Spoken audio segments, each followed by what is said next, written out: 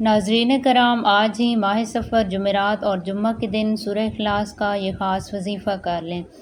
انشاءاللہ وہ سب کچھ ملے گا جو آپ نے کبھی سوچا بھی نہیں ہوگا۔ سورہ اخلاص کا یہ خاص عمل اتنا مجرب اور اتنا بابرکت ہے کہ جو بھی بندہ یہ عمل سچے دل اور خلوص نیت کے ساتھ کر لے گا، انشاءاللہ اللہ تعالیٰ اسے وہ سب کچھ عطا کرے گا جو اس نے کبھی خواہش کی ہوگی۔ رزق کی بندش دور کرنے اور رزق میں خیر و برکت کے لیے یہ بہت ہی مجرب اور خاص عمل ہے۔ یہ وہ عمل ہے جس کو کرنے کے لیے آپ کو صرف 5 منٹ کا وقت درکار ہے، لیکن اس کے فوائد بے شمار ہیں۔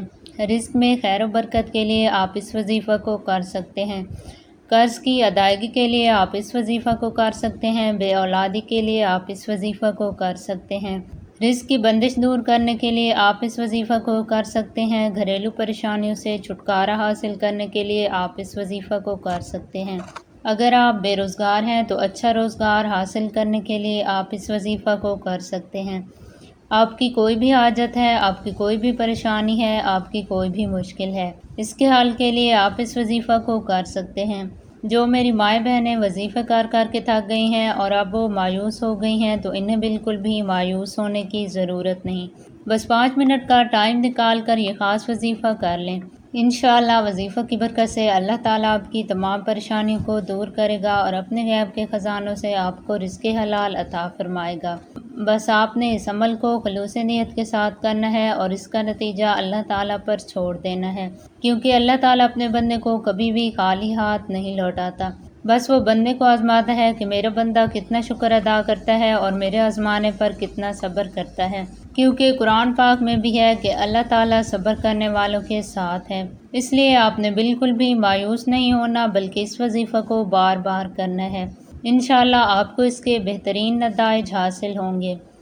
ناظرین کرام، وظائف کے ساتھ ساتھ نماز پنجگانہ کا بھی اہتمام کریں اور زیادہ سے زیادہ قرآن پاک کی تلاوت کریں، کیونکہ تمام عبادتوں میں سب سے اہم عبادت نماز ہے اور بندہ سجدہ کی حالت میں اللہ تعالیٰ کے سب سے قریب ہوتا ہے۔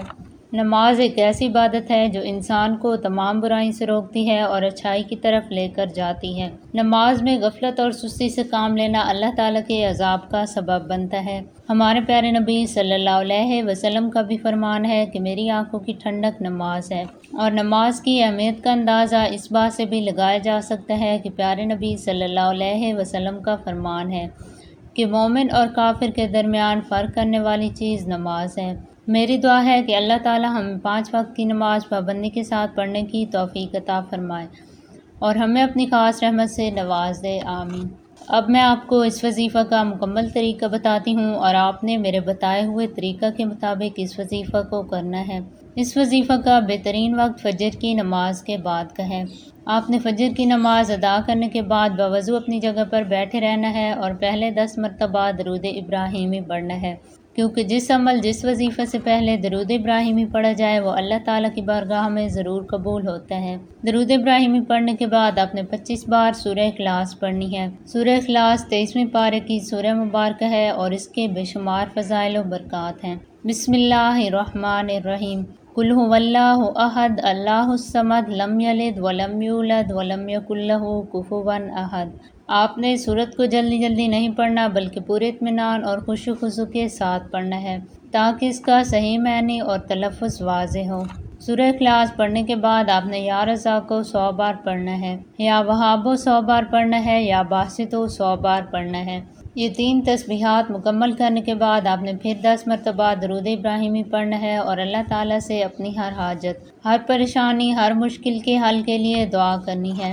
انشاءاللہ اس وظیفہ کی برکت سے آپ کی تمام مشکلات، آپ کی تمام پریشانیاں ختم ہو جائیں گی اور اللہ تعالیٰ آپ کو غیب کے خزانوں سے رزق عطا کرے گا۔ وظیفہ بہت ہی مجرب اور خاص ہے۔ میری مائیں بہنیں اس وظیفہ کو ضرور آزمائیں اور دوسروں کے ساتھ شیئر کریں۔